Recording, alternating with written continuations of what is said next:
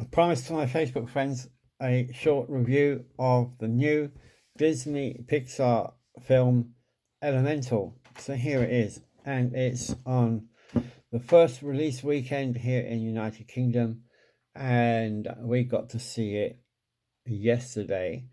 It was 7 years in the making. Animated films do take a long time to create, but 7 years is something else. And was it worth the effort? Well, let's get down into it.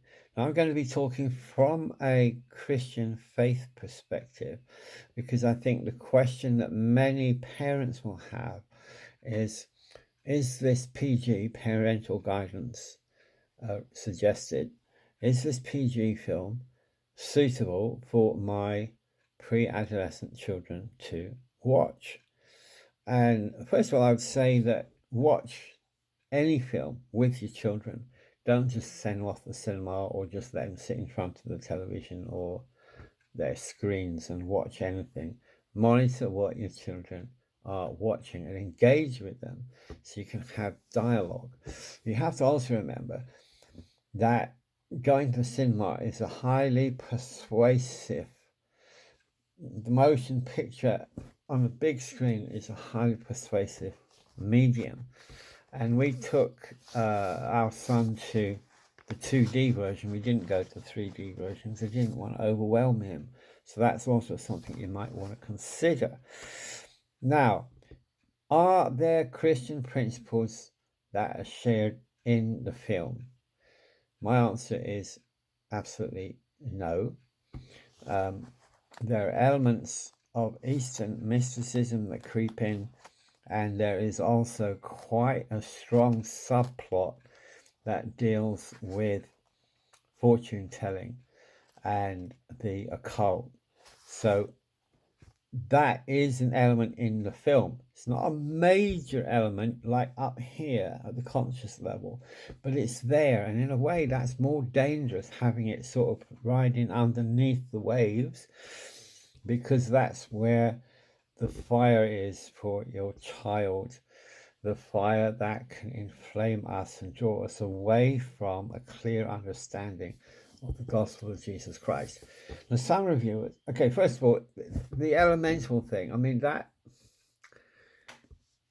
does water and fire mix? Can the two mix? This is really the question of the whole film, and why the filmmakers made the film in the first place, why they pitched it 7 or plus years ago. Can fire and water mix? So they were set out to make this children's film to show how this conciliation can take place. Now, the settings are very, very good. They did a lot of study into different, I think, European cities, and they came up with beautifully rendered landscapes and cityscapes. So if that's your thing, very, very well done. And you've got these characters which are the personification of fire, wind, water, the clouds, and whatever else. And I've got to say, first of all, I was very disappointed with the way that the characters were created. I thought they looked very much like cartoon characters in a make-believe but realistically rendered world. And I thought, well, maybe as the film progresses, my mind will adjust to this cartoonish type, the flames licking through the heads of these characters and so forth. And to be honest with you, I never got convinced of it. So it always was a jarring thing. I thought they put so much effort into the backdrop and the setting, the mise en scene, if you will, and I think they missed it on the characters. I'm not sure how to fix it, but it was a hard ask, but that's what I felt about it. So why is it that, okay, first of all, a lot of commentators that I've had a look at, they say, oh, you got to watch the film because there's a lesbian couple in it. Well, actually, that's the least of my concerns of the film. There's a dinner party, and you very briefly get introduced to this character and her girlfriend, and the shot doesn't last. It's almost over for it, and you can't even tell the gender of the people, to be honest with you, because they're these representative figures of water figures. That doesn't bother me, because our kids are going to be meeting people, same-sex couple people. We can't. That's part of our society today. It's not saying that we condone it or we're pushing it. I don't think the film does push that. But to me, that wasn't really an issue. The issue is the underlying the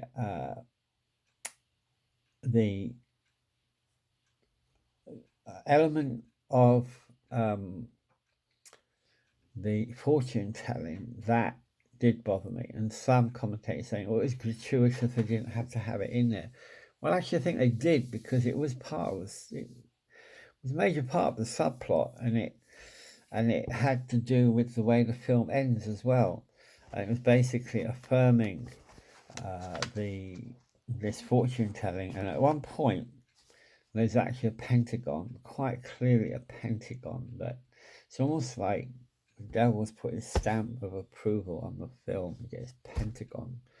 Watch out for it. I only saw it once, but it did set off alarm bells. Music score, the overture, which comes on over the titles and over the title sequence at the beginning of the film, I thought was exceptionally good. I thought it was brilliant musical composition and performed brilliantly well. As a standalone piece of music, I was very impressed by it, and I would give that a 10 out of 10 rating. What I did notice was the music started off on this level, and then, okay, there's a few, they've got a song there, and thinking, oh my gosh, not auto-tune again. It's like, if I had my way, I would ban auto-tune off, but then that's me. I'm not the current generation. But forget the auto-tune. But throughout the film, there's a movement toward Eastern mysticism. And so if you compare the music in the last half hour of the film with the first half hour of the film, you'll find there's actually a massive difference. And I think this is quite clearly deliberate, this entry, this overture, and this gradual move into Eastern mysticism and Eastern rhythms of music. I don't have a problem with music from the East, but if it's tied in with a spirituality that's New Age, and I do have an issue with that, particularly because it's not right there in your face. If stuff's there in your face, you can deal with it, but if it's subliminal, most people aren't going to catch it. And this is what I'm trying to do in this review, is to warn you of what you don't necessarily going to catch by just watching the film as an entertainment. Let's have a quick look what my notes are. I've mentioned the Pentagon. My writing here on these notes gets worse and worse as I go on. A death and resurrection motif in the film, that bothers me. And there's some people trying to say, oh, well, that's a Christian element. No, it isn't a Christian element. It's a New Age element, because it completely short circuits the death, burial, and resurrection of our blessed Lord Jesus Christ. So it cheapens the whole idea of resurrection. It makes it something you can achieve, which is completely anti-Christian. So that bothers me, because then when we're talking to our children about the death, burial, and the resurrection of Jesus Christ, it's harder for it to make an impact, because it becomes something, oh yeah, everybody experiences that, everybody experiences a new birth. No, people don't. This is a New Age theme that's been brought into the film. It's a way of achieving an outcome without submission to Christ. And that brings me to another